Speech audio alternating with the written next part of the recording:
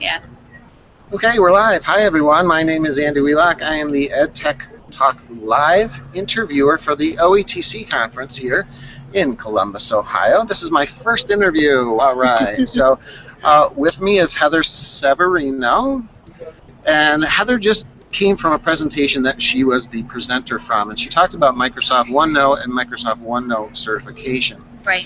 So I guess, first of all, since we're kind of talking teacher to teacher here, tell us about just OneNote and the power of that, because I think there's huge power, and it's getting even better with the learning tools. And then maybe how your workshop went and what are kind of the things you want to get across.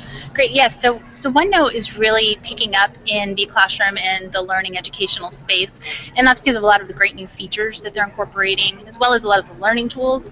They have a classroom notebook that's already created that is set up for a teacher, an educator to use, and it provides that wireframe where there's space dedicated for the students to participate in exercises, quizzes, whatever it may be, their research, locked down environments that maybe that you don't have to worry about them messing up. So there's great digital citizenship tools already in place for you to use, and it just makes things easier and more collaborative for those students and the teacher to be interactive and to work together on these projects and different exercises. One of the great things that I found that the educators in my session today really took away as a tool is using the inserting video and audio as well as what's being typed in OneNote, how well that works together. So their students could be taking notes that they're typing and also either recording by video or audio the instructor, and it matches up and pairs up that timestamp of when those notes were taken. So if they don't understand what they type, they can always refer back to the audio or the video from that particular exercise. One of the educators in my session thought that that would be a great way to use that as a teach back. A great way for the students to be able to use either recording themselves audibly or by video and be able to provide that as a teach back to the other students and the teacher as well.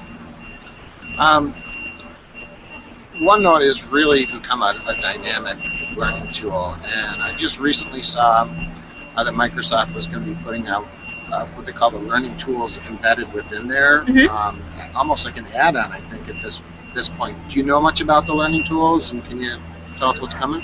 I've seen some of the tools in action at other conferences that Microsoft Learning and the Microsoft OneNote team has been providing. They've got some great OneNote academies and some of the CIE type sessions, the certified educator sessions that they're doing, the innovative educator sessions. They're incorporating some of these tools into that.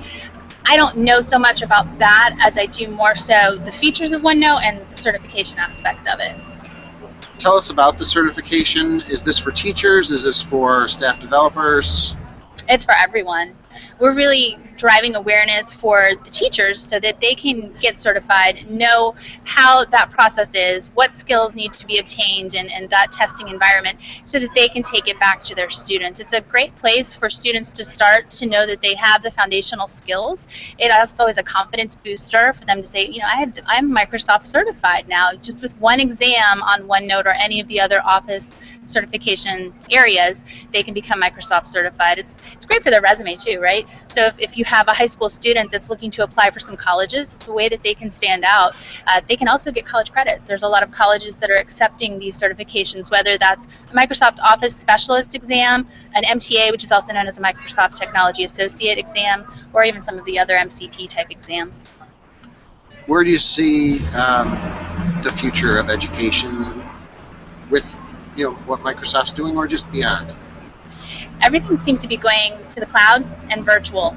So really we need these tools, a lot of the tools that they're incorporating into OneNote, into Skype for Business, into Office 365 to have that virtual learning environment. One of the sessions that they were doing at a recent conference, they were actually playing this game through Skype for Business where you could pick another class. And so we actually got to see this live. We were a class, we got to pick another class, and we had to do 20 questions and try and figure out where each of us were located. So even doing things like that where you can be working with students and teachers around the world and making something more collaborative or a real life interactive learning experience.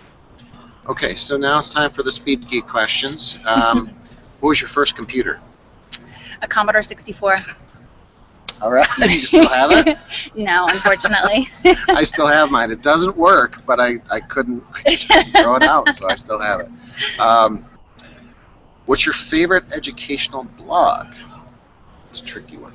That is a tricky one. Well, Edutopia. there are so many. I know.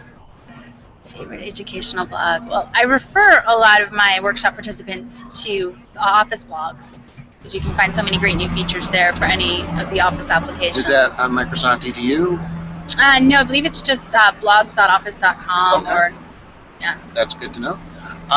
Last Speed Geek question: Star Wars or Star Trek? That's a tough one. I grew up with both. In my household, I would say, not for me necessarily, but it's Star Trek. But I am more of a Star Wars fan. All right, well done. Well, thank you very much. Thank you. Safe travels. Thank you.